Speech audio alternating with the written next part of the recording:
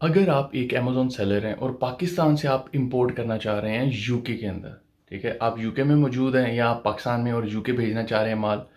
आप ये जानना चाहते हैं कि जब यूके में इंपोर्ट किया जाता है सामान, तो क्या-क्या डॉक्यूमेंट की ज़रूरत होती है या किस तरीके से मंगवाया जाता है कि जब आप एयर ट्रैवल के थ्रू या सी के थ्रू जब भी आप माल मंगवा रहे थे, वैसे नॉर्मली ज़्यादातर एयर के थ्रू आ रहा होता है, लेकिन फिर भी अगर आप मंगवाते हैं पाकिस्तान से यूके में, तो आपको किस-किस डॉक्यूमेंट चाहिए जो कि कस्टम्स वाले यहाँ पे यूके वाले देखते हैं और उसका प्रोसेस क्या है? क्या-क्या प्रोसेस से वो गुज़रेगा और आपका सामान यूके में पहुंच जाएगा। तो ये वीडियो फिर आप लोगों के लिए इसे गौर से देखिएगा।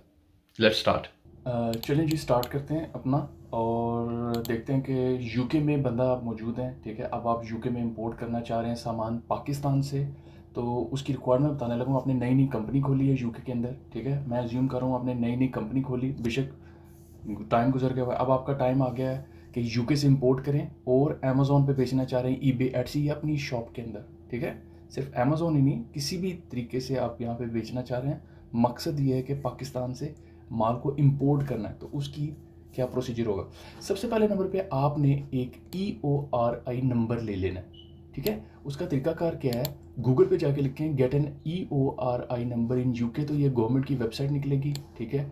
और इस तरीके से आपने यहाँ पे जाके अप्लाई कर देना है EORI नंबर के लिए। और अगर आप वैट रजिस्टर्ड नहीं भी हैं, डजेंट मैटर, ठीक है? आपको यहाँ पे उसने लिखा भी हुआ है, आपको अगर वैट रजिस्टर्ड हो या ना हो, फिर भी दोनों सूरतों में आपको ये चाहिए इंपोर्ट करने के लिए, ठीक है? ये HMRC यूके की रिक्वायरमेंट है कि जो भी इंपोर्टर होता है उसके पास EORI नंबर होना चाहिए और ये आपको विद इन 1 डे मिल जाएगा। आप इसे खुद भी अप्लाई कर सकते हैं। ये देखें, प्रोसीजर सारा लिखा हुआ है, ठीक है? यहाँ पे उसने आपको सारा बताया हुआ है, आपको ये चीज़ें चाहिए।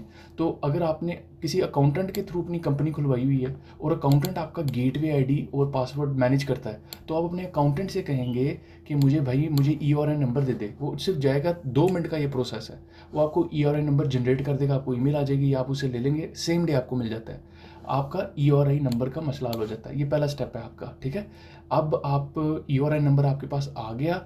अब आपने अगला काम क्या करना है? पाकिस्तान में आप जिससे इंपोर्ट करने लगे हैं सामान, ठीक है? जिससे कंपनी से, जिससे भी पाकिस्तान में उस बंदे से आपने इंपोर्ट करना है, तो उसको आपने बताना है कि मुझे पैकिंग लिस्ट और कस्टम्स इनवॉइस दे, ठीक है? अब यूके की, जब ये यूके माल आता है तो यूके की जो HMRC है ये चीज़ें चेक करती है, ठीक है? सबसे पहले नंबर पे आपने उसे कहना है मुझे एक पैकिंग लिस्ट चाहिए। ये आपके सामने मैंने पैकिंग लिस्ट खोल के रख दी है ताकि आप देख सकें कि पैकिंग लिस्ट और कस्टम इनवॉइस बेसिकली होती क्या है। आप ये जो मैंने आपको दे रहा हूँ ना, ये दोनों चीज़ें एक ही फाइल में, इनवॉइस भी है कमर्शियल और पैकिंग लिस्ट भी है। अच्छा, पैकिंग लिस्ट पहले आपको बताता हूँ ये होती क्या चीज़ है। पैकिंग लिस्ट का मतलब ये होता है, ये बताया जाए कि कौन से डब्बे के अंदर कौन सा माल आ रहा है, ठीक है? ताकि और नंबर ऑफ बॉक्सेस का भी इससे आपको आइडिया हो जाता है कितने कितने बॉक्सेस किसके बने हुए हैं। जैसे अब ये 72 बॉक्सेस का आपका शिपमेंट जा रही है, बाय एयर है ये शिपमेंट, तो उसके अंदर वो आपको बताएगा 1 से लेके 22 बॉक्स में कौन सा सामान पड़ा हुआ है, 23 से लेके 32 बॉक्स में कौन सा सामान पड़ा हुआ है, उसके बाद ये 33 से आगे, और ये सरते करते करते 72 बॉक्स नंबर तक क्या क्या सामान पड़ा हुआ है। तो कस्टम्स वाले जैसे HMRC वाले हैं या पाकिस्तानी कस्टम वाले भी जब ये पैकिंग लिस्ट देखते हैं तो इसके ऊपर वो ये देख सकते हैं, चलो भाई हमें बॉक्स नंबर 43 दिखाओ, क्योंकि उनकी नज़र में 43 के अंदर ये चीज़ पड़ी हुई है, तो वो चाहते हैं इस चीज़ को चेक करें। तो इस चीज़ को चेक करने के लिए जो आइटम है वो कहेंगे 43 या 44 बॉक्स खोल दो। आपको फिर वो 40 बॉक्स जब बॉक्स खोलें तो उसमें से वही माल निकलना चाहिए, सही है ना? तो इसीलिए पैकिंग लिस्ट की वैल्यू है कि आप जब भी पाकिस्तान में किसी से पैक करवाएंगे, आप उस बंदे को कहेंगे कि उस बॉक्स के अंदर क्या तुम पैक कर रहे हो। अपने जो इम्पोर्टर है आपसे उसे कहेंगे, पाकिस्तान में जो फैक्ट्री है या आपका कोई भी सप्लायर है उसे आप कहेंगे कि बॉक्स में तुम क्या पैक कर रहे हो, वो बॉक्स के बाहर लिखे और आपको भी प्रोवाइड करे ये डाटा कि बॉक्स का नंबर क्या है, उस बॉक्स नंबर के अंदर क्या है। ये डाटा आपके पास होना चाहिए, इसे कहते हैं पैकिंग लिस्ट। अगली चीज़ है कमर्शियल इनवॉइस। इनवॉइस का मतलब ये होता है वो जो आइटम्स हम बॉक्सेस में डलवा रहे हैं उनकी वैल्यू कितनी है, क्योंकि आपको आगे जाके इस वैल्यू के ऊपर वैट पड़ती है और ड्यूटी पड़ती होती है दुनिया में, जब भी आप कहीं पे माल एक्सपोर्ट करें या इंपोर्ट करें, जो भी सिस्टम है। तो यूके के अंदर भी आपकी उस वैल्यू को देखते हुए वैट पड़ती है, ठीक हो गया? तो आपने इस इनवॉइस में ये सारी इनवॉइस है, ये जो आप देख रहे हो, जो वैल्यू सारी लगी हुई है, ये सारी इनवॉइस है, ठीक है? तो शुरू की क्या चीज़ है, ये है पैकिंग लिस्ट यहाँ तक, जिसके अंदर वो आपको बता रहा है कौन से बॉक्स में कौन सी चीज़ आ रही है और कितनी कितनी आ रही है उसकी क्वांटिटी। और अगली जो चीज़ है यहाँ से यहाँ तक, ये आपको बताती है आपका कस्टम इनवॉइस, ठीक है। और एंड में देखें टोटल वैल्यू भी आ रही है कि इस पूरे सामान की, जो सामान आ रहा है उसकी वैल्यू इतनी है। तो जब आप डिस्क्रिप्शन ऑफ गुड करेंगे, जब भी आप आइटम को लिखें, आप उसमें उसकी कोशिश आपने ज़रूर करना है, उसका कंटेंट ज़रूर लिखना है, यानी मटेरियल क्या है, किस चीज़ का बना हुआ है। इसके ऊपर एचएस कोड डिफाइन होता है। आपका जो पाकिस्तान से आपका जो फ्राइट फॉरवर्डर है, जो पाकिस्तान से आपका सामान भेज रहा है, या जो आपका पाकिस्तान में शिपर है, वो जो शिपर है उसको एचएस कोडों का पता ही होता है। आप उसको बताएंगे मेरा ये फलां फलां आइटम है, वो खुद एचएस कोड आपको प्रोवाइड कर देगा। अगर आपको नहीं पता तो आप गूगल में सर्च कर सकते हैं। तो आपने उसको एचएस कोड देने या वो खुद आपको लगा देगा, आपने बस उसको बताना है ये आइटम है क्या। उसके बाद आपने ये सारा साइजिंग और क्वांटिटी वगैरह लिख के ये वाली इनवॉइस, ठीक है, custom packing list and custom invoice, ये यूके में आपका जो कस्टम क्लियरेंस एजेंट होगा उसको ये हर सूरत चाहिए, इसके बगैर आपकी क्लियर नहीं होगी शिपमेंट। तो ये आपका पहला स्टेप हो गया कि आपने पाकिस्तान से पैकिंग लिस्ट और कस्टम इनवॉइस बनवानी है। दो चीज़ें हैं ये, पैकिंग लिस्ट सेपरेट चीज़ है, कस्टम इनवॉइस एक सेपरेट चीज़ है, लेकिन इधर हमने दोनों को इकट्ठा करके बनाया हुआ है। तो ये दोनों इकट्ठा करके आप बना सकते हैं, इट्स नॉट अ प्रॉब्लम। तो ये आपकी कस्टम इनवॉइस और पैकिंग लिस्ट हो गई। इसके बाद नेक्स्ट स्टेप जो यूके वालों को चाहिए, वो आपसे चाहिए है जीएसपी, ठीक है। ये जीएसपी क्या है? ये सर्टिफिकेट ऑफ ओरिजिन है। अब मैं आपको एक चीज़ बताता हूँ, यूके गवर्नमेंट ने कई कंट्रीज़ को ज़ीरो ड्यूटी पे रखा हुआ है जिनके पास जीएसपी का स्टेटस है। आपको पता है पाकिस्तान के को जीएसपी या जीएसपी प्लस का स्टेटस आप सुनते रहते हैं कि पाकिस्तान को यूरोपियन यूनियन से और यूके से जीएसपी का स्टेटस मिला हुआ है, ख़बरों में आता रहता है। वो जीएसपी क्या है कि आपको कोई ड्यूटी नहीं पड़ती यूके में। वैसे तो मुख्तलिफ कंट्रीज़ को, जैसे चाइना को तकरीबन मेरे ख्याल 3 या 5%, मुझे एग्जैक्ट नहीं पता, 3 या 5% वहाँ से आप माल मंगवाएंगे अगर आप चाइना से यूके में, आपको 3 या 5% ड्यूटी भी पड़ेगी। इस तरह मुख्तलिफ कंट्रीज़ की पड़ती है। इंडिया, पाकिस्तान, बांग्लादेश, ये सारे जीएसपी स्टेटस हैं, इनको कोई ड्यूटी नहीं पड़ती जब यहाँ से माल यूके में आता है। तो आपकी ड्यूटी के 5% जो होते हैं, जो कि नॉर्मली 5% तक लोगों को पड़ती है, वो आपकी बच जाती है। इस फॉर्म का होना इतना ज़रूरी है। तो आपने जब भी ये भेजने लगना है, जिसके थ्रू भी आप माल मंगवा रहे हैं, आपने उसको कहना है मुझे सर्टिफिकेट ऑफ ओरिजिन भी चाहिए। सर्टिफिकेट ऑफ ओरिजिन इसका असल नाम है, और ये हमको चैम्बर ऑफ कॉमर्स से मिलता है। जिसे भी आप माल मंगवा रहे हैं उसको चैम्बर ऑफ कॉमर्स में रजिस्टर्ड होना ज़रूरी है। अगर वो चैम्बर ऑफ कॉमर्स पाकिस्तान के, जैसे कराची के अंदर कराची चैम्बर ऑफ कॉमर्स है, लाहौर से माल मंगवा रहे हैं तो लाहौर चैम्बर ऑफ कॉमर्स है, कराची से मंगवा रहे हैं तो सियालकोट से मंगवा रहे हैं तो सियालकोट चैम्बर ऑफ कॉमर्स है। वहाँ पे जाके वो जो बंदा अपने आप को रजिस्टर्ड करता है, उसकी एक फ़ीस होती है। जो आपका सप्लायर है पाकिस्तान में, ये फैक्ट्री वाला है, तो वो उसको एक सर्टिफिकेट ऑफ ओरिजिन वाला बना के दे देंगे। जब भी वो आपको शिपमेंट भेजेगा, वो सर्टिफिकेट ऑफ ओरिजिन होगा, जिसका मतलब ये है कि ये आइटम मेड इन पाकिस्तान है। अगर आपके पास सर्टिफिकेट ओरिजिन ना हुआ तो आपका यूके गवर्नमेंट आपकी बात को एक्सेप्ट नहीं करेगी कि जब आप कहेंगे ये तो मेड इन पाकिस्तान है, मुझे ड्यूटी मत लगाओ। वो आपको ड्यूटी लगाएंगे, ठीक है, चाहे माल पाकिस्तान से आ रहा है, डजेंट मैटर। ये जीएसपी का ये जो सर्टिफिकेट ऑफ ओरिजिन है, इसके बगैर आपको ड्यूटी लगेगी। तो ये आपने हर सूरत मस्ट पाकिस्तान से मंगवाना है। ये हो गया आपका दूसरा फॉर्म जीएसपी।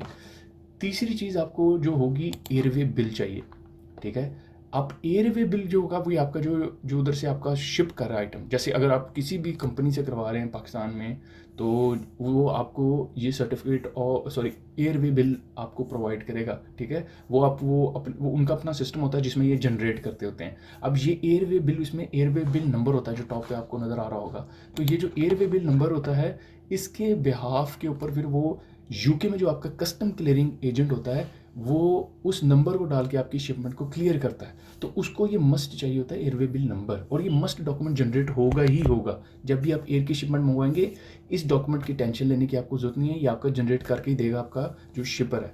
तो ये आपका डॉक्यूमेंट हो गया एयरवे बिल। अब ये तीनों डॉक्यूमेंट्स, यानी कहने को तो 4 हैं, यानी custom invoice, packing list, GSP का फॉर्म जिसे सर्टिफिकेट ऑफ ओरिजिन कहते हैं, और एयरवे बिल नंबर, ये 4 चीज़ें आपको प्रोवाइड करनी है आपके यूके के अंदर जो आपका कस्टम क्लियरिंग एजेंट है, ठीक है। मैं एक चीज़ क्लियर कर दूं, ये जो मैंने आपको डॉक्यूमेंट्स बताए हैं, ये सिर्फ क्लोथिंग के लिए हैं, ठीक है, अगर आप क्लोथिंग इंपोर्ट कर रहे हैं पाकिस्तान से। लेकिन अगर आप कुछ और मंगवा रहे हैं, जैसे वहाँ पे आप जैसे कोई फ्रूट्स मंगवा रहे हैं, क्योंकि मैंगो का सीज़न आता है, पाकिस्तान से मैंगो इंपोर्ट होता है। इस तरह पाकिस्तान से सॉल्ट कोई लोग मंगवाते होते हैं, मिनरल्स मंगवा रहे होते हैं पाकिस्तान से, फर्नीचर भी आ सकता है पाकिस्तान से, सर्जिकल इंस्ट्रूमेंट्स आ रहे होते हैं, तो केमिकल्स इवन पाकिस्तान से आ सकते हैं। इवन कई लोग एनिमल्स भी भेज रहे होते हैं, जैसे डॉग्स हो गया या इस तरह की चीज़ें। तो अगर आप कोई ऐसी चीज़ें भिजवा रहे हैं फूड से रिलेटेड, सर्जरीज के से रिलेटेड, केमिकल से रिलेटेड और डिफरेंट जो स्टफ़ है, तो उसके लिए कोई सर्टिफिकेशन भी होती होगी, डेफिनेटली होती होगी, ठीक है। तो इसीलिए जब आप इसमें आपको वो चीज़ भी ऐड करनी पड़ेगी, स्पेशल सर्टिफिकेशन, और वो आपको पूछना पड़ेगा आपका जो यूके के अंदर मौजूद होगा कस्टम क्लियरिंग एजेंट, ठीक है। तो उसकी मैंने आपको बताया, मैं अगली वीडियो में आपको बताऊंगा कस्टम क्लियरिंग एजेंट यूके में ढूंढना कैसे है। तो वो जब आपको मिल जाता है, आपने उससे पूछना है कि मैंने यूके में ये चीज़ मंगवानी है, तो इसके लिए कोई packing list, custom invoice, airway bill number, certificate of origin, और इसके अलावा भी तो कुछ नहीं चाहिए। तो वो आपको बता देगा ये फ़लाँ सर्टिफिकेट या फ़लाँ चीज़ हमें चाहिए इस प्रोडक्ट के लिए, तो वो आप फिर वो उसके साथ वो भी भेजेंगे, ठीक है।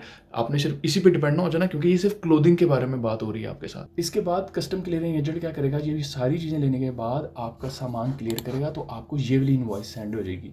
कस्टम क्लियरिंग एजेंट की ये एक्चुअल इनवॉइस है। तो ये मैंने सारे 72 कॉटन्स की ही इन्फॉर्मेशन सारी लिखी हुई है, जो मैं अभी शुरू से लेके आपके साथ चल रहा हूँ। तो ये देखिए 72 कॉटन्स हैं।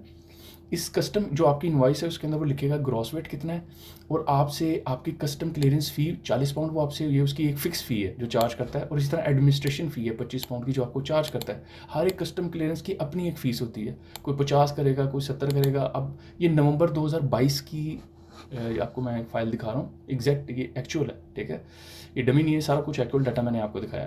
तो इसके अंदर बता रहा है कि ग्रॉस वेट आपकी इतने की शिपमेंट थी। ये ग्रॉस वेट उसने कहाँ से लिया, ये आपके एयरवे बिल नंबर के ऊपर लिखा होता है ग्रॉस वेट, ठीक है, जब आप शिपमेंट मंगवाते हैं।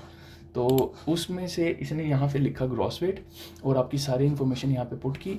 और टर्मिनल चार्जेस पड़ते होते हैं एयरपोर्ट के ऊपर। तो जहाँ से जिस एयरपोर्ट से आप जैसे मैनचेस्टर एयरपोर्ट के ऊपर ये शिपमेंट आई है, तो वहाँ पे डनाटा या स्विस पोर्ट होते हैं जो कि ये टर्मिनल चार्जेस लेते होते हैं। इनकी एक मिनिमम अमाउंट होती है, मेरे ख्याल है 40 या 50 पाउंड। अगर आपका फिर पर केजी के हिसाब से आपको ये चार्ज करते हैं, तो ये आपको पता चल जाएगा जब आपको इनवॉइस मिलेगी। तो ये टोटल इनवॉइस है। आप देख रहे हैं इसके अंदर वैट नज़र नहीं आ रही कहीं। ड्यूटी तो आपको पड़ेगी नहीं क्योंकि आपको जीएसपी कम मिल गया, लेकिन इसमें कोई वैट नहीं पड़ी। वैट क्यों नहीं पड़ी? क्योंकि वैट आपकी आजकल यूके के अंदर चला हुआ सिस्टम पोस्ट पीवीए का, पोस्ट वैट अकाउंटिंग जिसको कहते हैं, जिसके अंदर आपकी जो वैट होती है वो आपकी आपको उधर उस टाइम पे पे नहीं करनी पड़ती। आप 3 महीने बाद जब आपका वैट आप क्या कहते हैं अपना सबमिट कराते हो, उस टाइम पे इसको आप शो करा रहे होते हैं। तो आप लकी, अब ये अच्छी चीज़ है यूके गवर्नमेंट ने स्टार्ट की है ताकि आपका कस्टम क्लियरेंस का प्रोसेस स्पीड अप हो। उन्होंने पीवीए का सिस्टम स्टार्ट कर दिया हुआ है, ये वैट पीवीए। ये आपका अकाउंटेंट भी आपको बता देगा, कस्टम क्लियरिंग एजेंट से भी आप ये फर्दर इन्फॉर्मेशन ले सकते हैं। तो ये देखें 3598 पाउंड इस पर वैट पड़ी है, लेकिन उस टाइम वो नहीं ले रही है। तो ये आपका कैश फ्लो इंप्रूव करने के लिए यूके गवर्नमेंट ने किया कि आपसे वैट नहीं ले रहे, वो आपकी वैट जा रही है पोस्ट वैट अकाउंटिंग के तौर पे। एंड में जाके आप पे करते हो जब अपने अकाउंट्स फाइल करते हो। पे भी नहीं करते हो, अकाउंट्स में बस शो होती है, बेसिकली आपकी जेब से कुछ नहीं जा रहा होता। तो ये चीज़ है जो आपको बस इसके अंदर समझना है। होपफुली इस वीडियो में मैंने आपको सारा प्रोसेस क्लियर कर दिया कि किस तरीके से क्या क्या डॉक्यूमेंट आपको चाहिए यूके में इंपोर्ट करने के, और कौन सा डॉक्यूमेंट आपको बिल्कुल मिस नहीं करना, जो कि है जीएसपी वाला डॉक्यूमेंट, जिसे सर्टिफिकेट ऑफ ओरिजिन कहते हैं। मुझे उम्मीद है आपको ये वीडियो पसंद आई होगी और आपको कुछ ना कुछ इन्फॉर्मेशन मिली होगी। आप जान गए होंगे कि यूके में किस तरीके से आप माल को मंगवा सकते हैं, और आपका ये मसला हल हो गया होगा। उसके बाद आप इसको अमेज़ोन के वेयर हाउस अपने सामान को भेज सकते हैं या अपने वेयर हाउस में रख सकते हैं। तो नेक्स्ट वीडियो तक के लिए हैव अ नाइस डे।